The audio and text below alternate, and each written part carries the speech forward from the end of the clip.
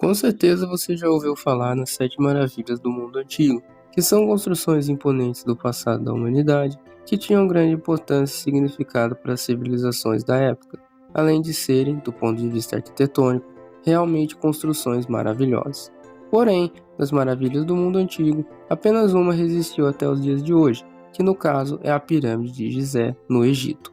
Por isso, no vídeo de hoje, iremos conferir o que aconteceu com as outras 6 maravilhas do mundo antigo. Mas antes, é importante destacar que essas maravilhas foram eleitas por gregos exploradores que viajavam o mundo e compilavam guias sobre locais que valiam a pena a visitação, quase como um guia Michelin do mundo moderno. Razão essa do porquê todas as maravilhas antigas se localizarem ao longo do Mediterrâneo. As versões mais conhecidas desses guias são a do poeta Antípatro de Sidon, do século II a.C., e do matemático Filão do Bizâncio. E as maravilhas são 7, por conta de o número ser considerado perfeito pelos gregos, possivelmente por representar os 5 planetas conhecidos na época, o Sol e a Lua da Terra.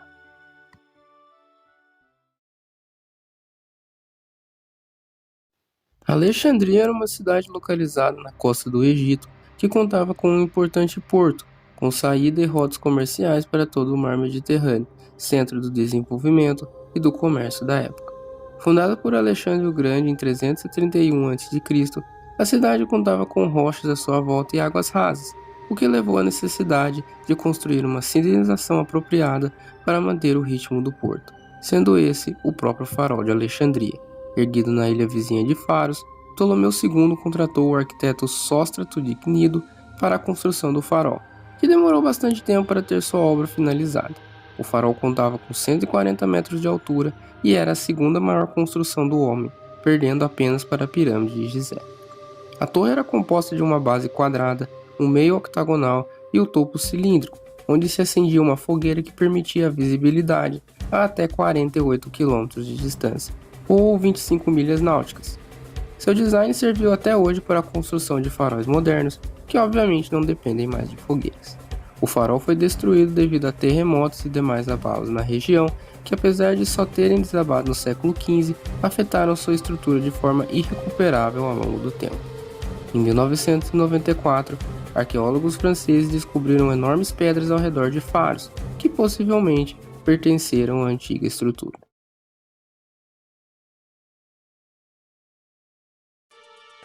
Uma estátua gigante dedicada ao deus Zeus foi construída em um templo na cidade grega de Olímpia e se tornou o ponto de visitação mais popular durante 8 séculos. Possuía cerca de 15 metros de altura e foi produzida em marfim e ébano, com óleos de pedras preciosas, pelo escultor Fidias, em 435 a.C. Sua mão contava com a estatueta de Nice, a deusa da vitória, e na outra uma esfera com uma águia. Uma lenda da época dizia que Deus podia fazer o Olimpo tremer apenas com um franzir de fronte, o que motivou a estátua também ter esse detalhe. A destruição da estátua, porém, é o que com certeza carrega mais mistérios nessa história, já que não se sabe exatamente como ela foi destruída. Suetônio declarou que Calígula pediu que todas as estátuas famosas da Grécia fossem levadas até Roma para serem modificadas e apresentarem o rosto do próprio imperador. Porém, Calígula foi assassinado antes que isso pudesse ser feito. Em 391 d.C., Teodósio I proibiu a participação em cultos considerados pagãos, o que fez com que o templo de Zeus ficasse em desuso, levando a estátua a não ter o devido cuidado que tinha antes, como passagem de óleo regularmente para protegê-la da umidade, do sol e de outros efeitos do tempo. O templo foi destruído em 426 d.C., o que poderia significar a destruição da estátua, embora outra teoria diga que ela foi destruída pelo fogo após ser movida para a cidade de Constantinopla.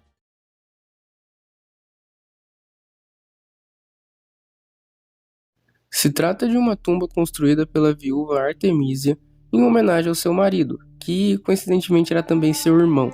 Falecido em 353 a.C., Mausolo, e aí vem o derivado da palavra mausoléu, foi um governante do Império Persa, que investiu boa parte de seu poder e riquezas na construção de uma bela capital para si e para sua esposa em Halicarnasso, no que é hoje a costa da Turquia. Apesar de Mausolo ter sido cremado, com inclusive Artemísia tendo bebido suas cinzas, a construção de um movimento tão próximo de sua grandeza foi um marco para mostrar o poder e a influência do governante.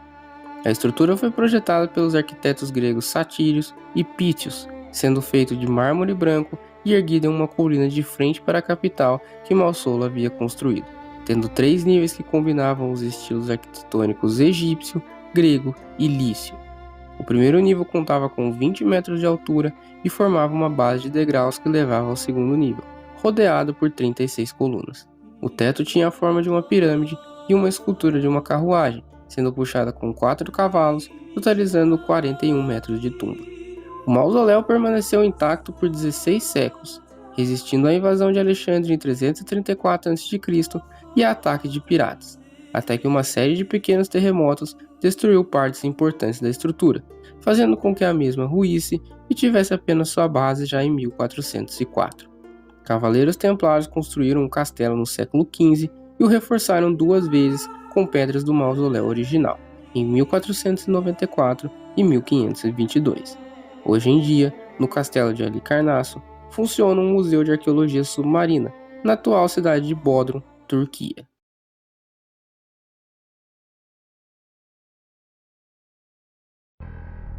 Ironicamente, o Colosso de Rhodes foi a última das maravilhas do mundo antigo a ser construída, mas a primeira a ser destruída efetivamente.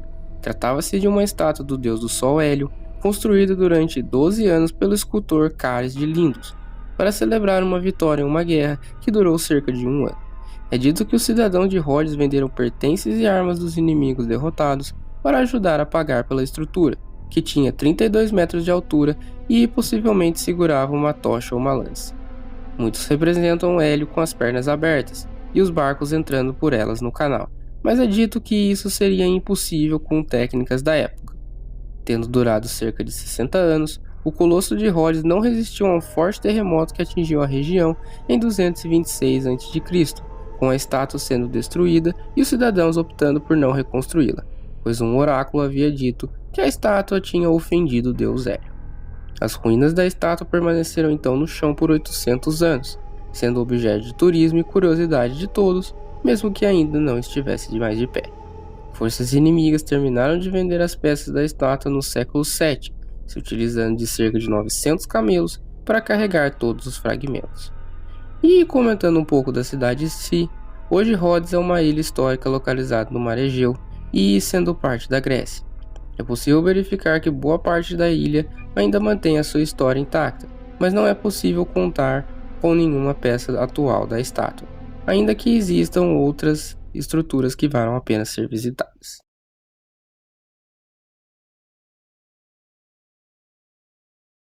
Sendo construído em Éfeso pelo arquiteto cretense Quercifrão e seu filho Metágenes, o templo de Ártemis chamou a atenção durante muitos anos em sua fase de existência, visto que não só o local onde foi construído já configurava um ponto de importância para os locais, como também, obviamente, pela sua exuberância e imponência, sendo descrito por Antípatro de Sidon como o local onde o sol brilhou mais alto, além do próprio Olimpo.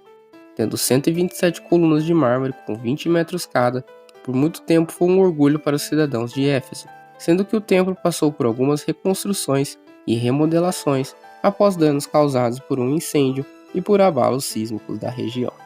Em 356 a.C., Heróstrato, que buscava a fama a qualquer custo, ateou fogo às vigas do telhado, e por este crime foi condenado à morte e ao damnatio memoriae, uma punição do direito romano que determinava que o punido tivesse sua vida apagada da história como se jamais tivesse existido. Mas Teopompo quebrou esta regra e registrou alguns detalhes sobre a vida do incendiário. O templo já estava em sua segunda construção quando isso aconteceu, e a terceira foi realizada com recursos do próprio Éfeso, visto que eles recusaram o patrocínio de Alexandre o Grande na reconstrução do templo.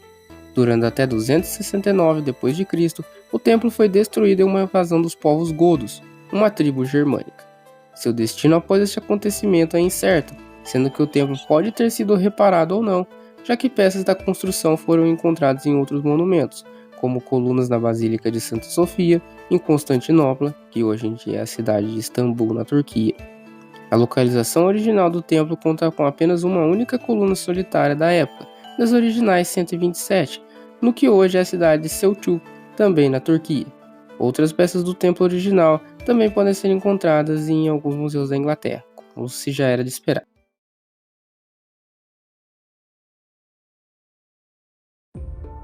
Deixei esta maravilha por último por justamente ser a que se menos sabe, mas também por ser uma que talvez não tenha sequer existido, e com isso sendo também a que eu acho mais impressionante.